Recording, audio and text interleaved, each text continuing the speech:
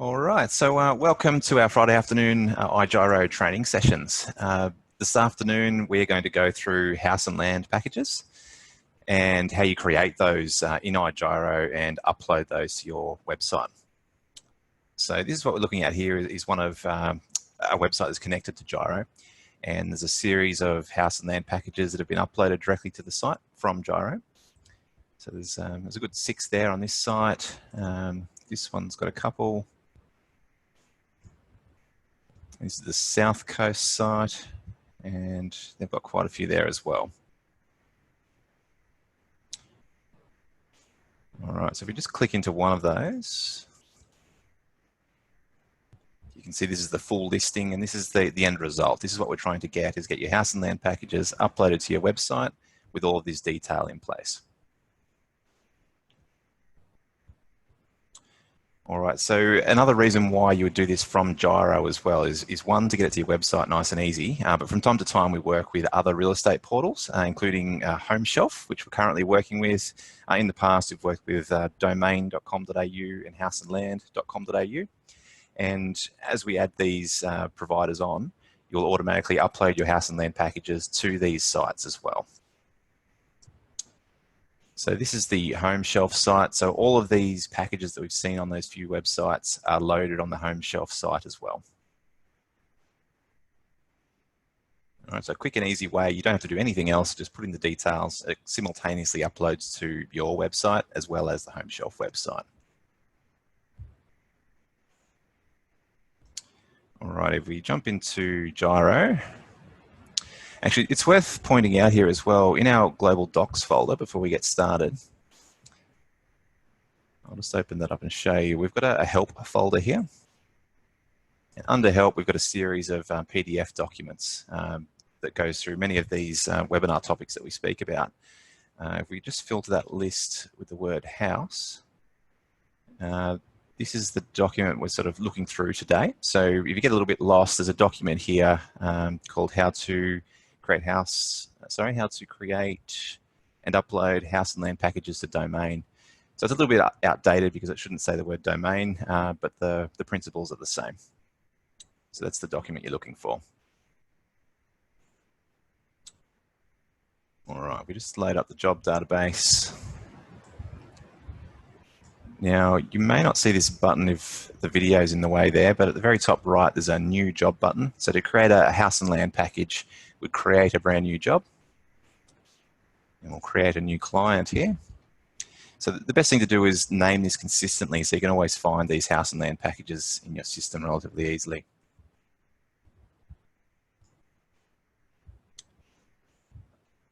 All right, so I'll just call this one H&L.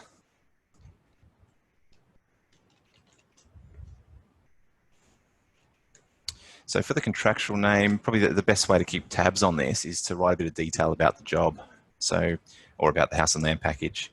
So you always start it with H&L. That means it's sorted alphabetically nicely in your job list, but also put the details of the site. So in this case, lot 101, Newman Street, the estate name if you have it, and just a bit of detail. So we'll okay that one. We'll just choose how the client heard about us. Doesn't really matter for this example.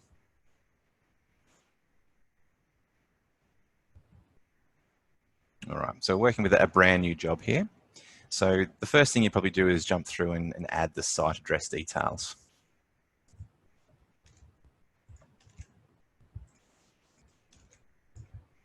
So I'm just cutting and pasting this from another document, but you could type this directly in.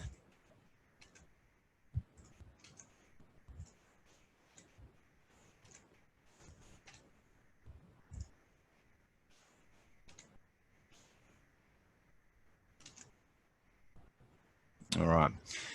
Now, with that site address entered in there, the next thing we're looking for is this design section. So generally, if you're doing a house and land package, you'll pick a standard design to work from. It may or may not be the case. Maybe you've got a custom home that you're putting onto a specific block of land, so you can also do that. In this case, we'll use a Bowen design. All right, if I click this button here, it just gives you the details of that Bowen design. So it's showing us that it's a 3-bedroom, 2-bathroom, 2-car space. And a few dimensions and length and width of that design. So you'll notice that we can't edit that detail. There's no OK button here. But there's also this modified tick box. So you might have a Bowen design, but it might be a slightly modified design. You can tick this box, and that'll allow you to edit the details. So you can customize the length and width and the number of bedrooms and bathrooms. All right, but if you're using a standard, just leave that unticked and all of that detail is entered in for you automatically. All right, we'll come down here, we'll look at the H&L package button or tick box. So we'll tick that one, and we've got a few extra options here. So we just need to put our details in.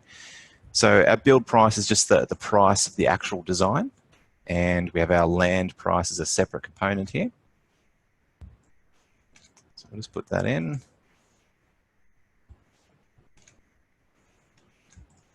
Get into the land size. And a summary is like a tagline. So if you ever looked at the major real estate portals, you'll notice that they've got a catchy tagline to try and capture people's imagination or attention so they actually look into the listing. All right, so I've got one of those there. And just here again, we've got some more details. So we can expand this description and enter some more of the fields. So again, here we've got our main features. This is automatically populated based on our Bowen design. And we can modify our build and land price here as well, along with that summary.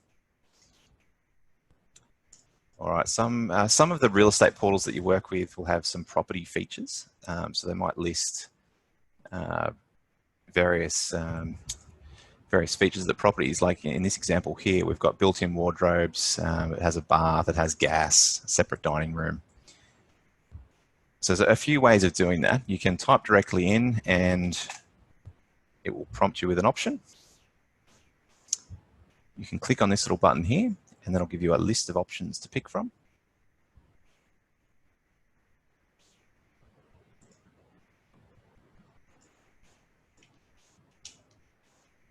So you can add multiple all in one go. So to do that, I've just left clicked and then shift click an item below that, and it highlights all of those items. We can click on the green button to add them. And you can also type something in as well. So you might have say a fire pit. You could type that, and to accept that as an option, just hit the semicolon key on your keyboard and that will apply it in there. So I'll just cut and paste these for another one again. Paste those in.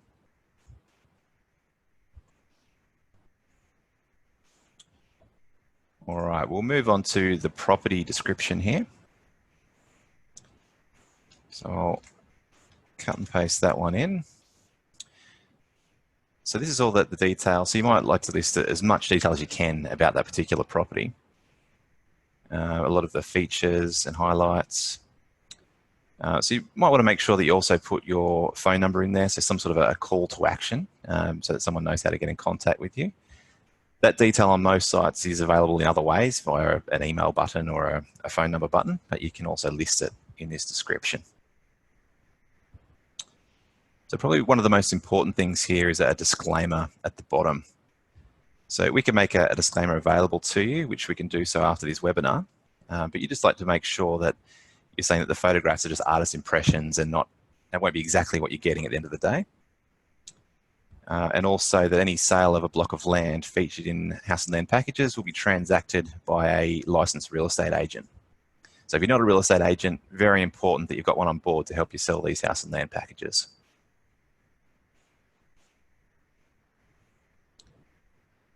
All right, so this is just a matter of typing in text. So everyone's pretty familiar with word editing. You just click and type in. And we have a few basic tools here. So if you've got an important piece to this description here, you could bold that item, or you can use the underline and an italics. It's purposely set up here so there's not too many options. You don't want different colors and different formatting because this is going to many different sites potentially, and you need to work with their styling. Certainly okay to use these tools though.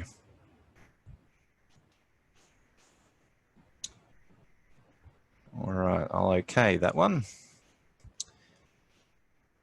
you can put some more detail in about your consent authority, but for this case, for a house and land package, you probably don't need to enter much more than what's in here. All right, we'll shoot over to the attachment. So we just looked at the textual part of your house and land package.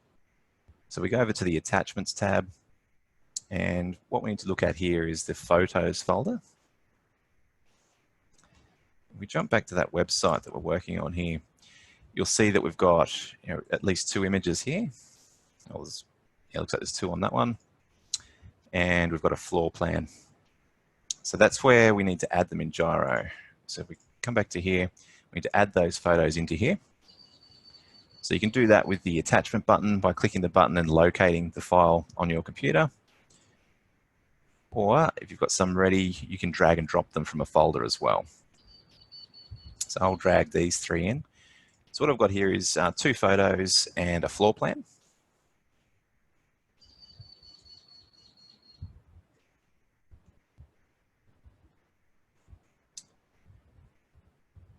Now, this is the PDF document I referred to earlier from the help file. So if you scroll down in that document, just because this part can be hard to remember, in point 10 here, it sort of lists the naming conventions you'll need to use to make this part work. All right, so what that was describing to us was that we need a file in here called floor plan. So this can be named anything. You can have any number of characters at the start, any number of characters at the end, as long as you've got that word, floor plan, all with one word, in that file name somewhere. And like I've just shown you, you can double click that file name to rename it if you need to.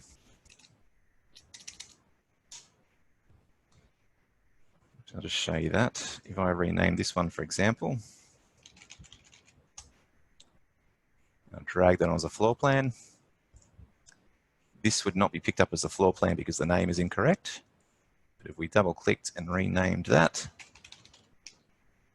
floor plan,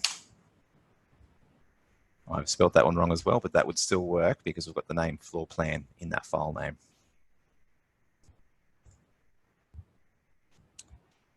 And the other items we've got here are the photos.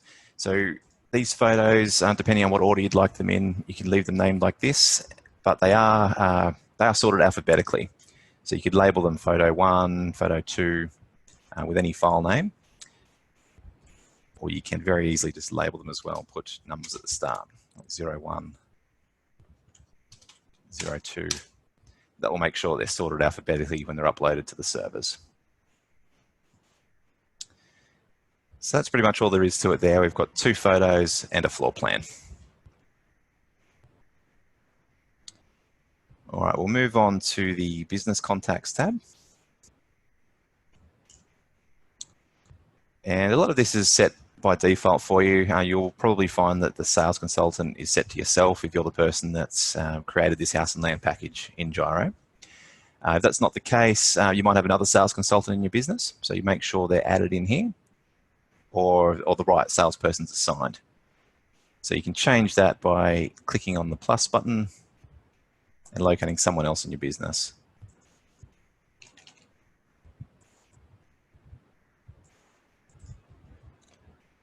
So you could delete that first row.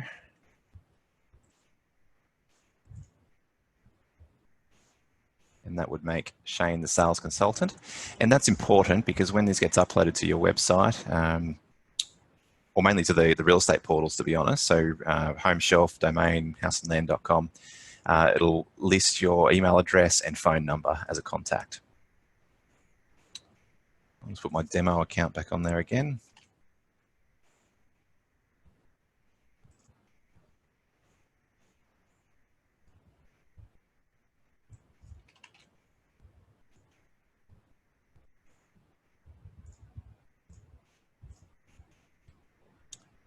All right, so once you've confirmed that you've got your sales consultant right, we'll move on to the tasks tab. So over on the right-hand side here, there's a list of all of the tasks. And you can filter those with this little filter box here.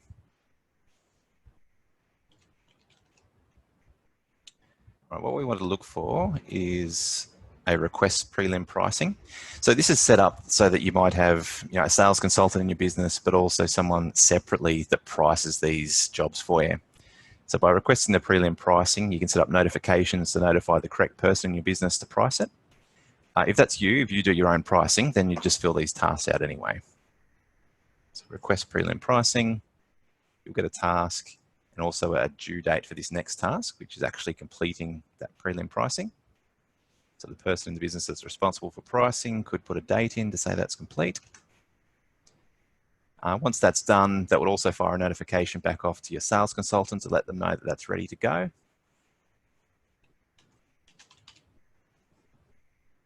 And the last step here is I'll just search for the schedule house and land upload task. So once we've got all these tasks in, click on the schedule house and land upload and make sure you save the job. All right, now that's set on a schedule, as the name suggests here. So it might take 10 or 15 minutes before that house and land package is uploaded to your website and the other portals.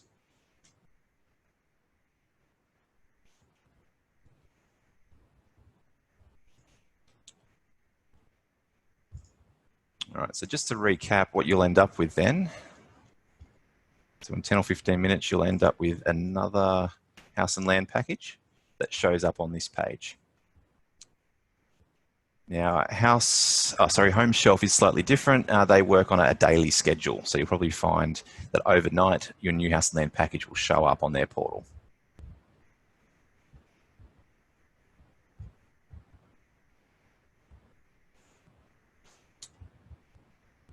Now, when you're ready to remove a house and land package, so the land's been sold or the pricing no longer holds or you don't want to sell that package anymore, you'll need to come back into here.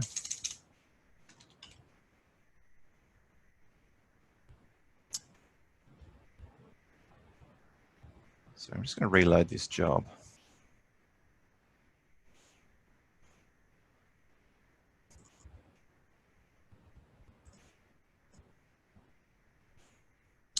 I might not be able to show you this part just because it hasn't uploaded yet. So we still might be a 10-minute wait away from allowing this to happen. But there is a schedule house and land archived task. So I'll just ignore these task rules. Okay, so once the house and land is uploaded, you'll get a little task that pops in here automatically that says the house and land package has been uploaded to the sites. And once that's in there, you will have that option here that says Schedule House and Land Archive. So when you're ready to archive it, click on the task, click the Save button, and that will archive the package from all of the sites.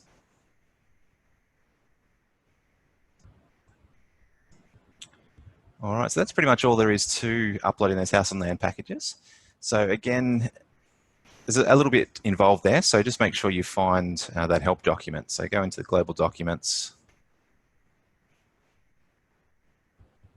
under help, and find that how to create and upload house and land packages.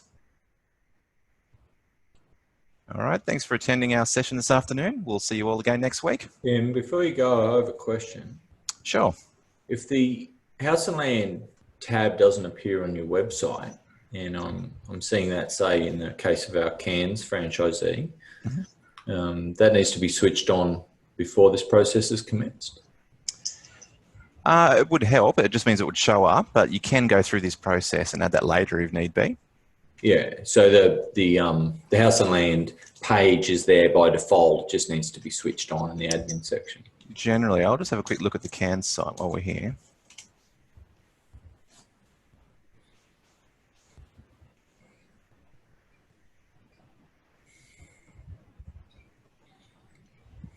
Just looking into the admin panel for that. So yeah, we can see the house and land tab is not there on the site. So we go to admin. Generally, these are turned on by default. And it's this page here that we're looking for. So we can see it is in the system, but we need to hit the edit button. And it looks like this one's been turned off. So we'll just page enabled, we'll tick that one. And we'll also tick on this box the menu link enabled. That will turn the menu item on as well. So we click save there. We've got this new tab here, the house and land. So if you didn't have that enabled by default to start with, the package would still be uploaded to the website just in the background. There would just be no link to see it. So as soon as you turn it on, it'll be available here. Yeah, thank you. So we'll switch that one off for now, but that's the solution if that happens to be the case on your website. That's it. I'll just turn that one off again. And if anyone has any troubles, please reach out. Yeah, thank you, Tim. All right. Thanks again, guys. We'll see you next week. Bye for now.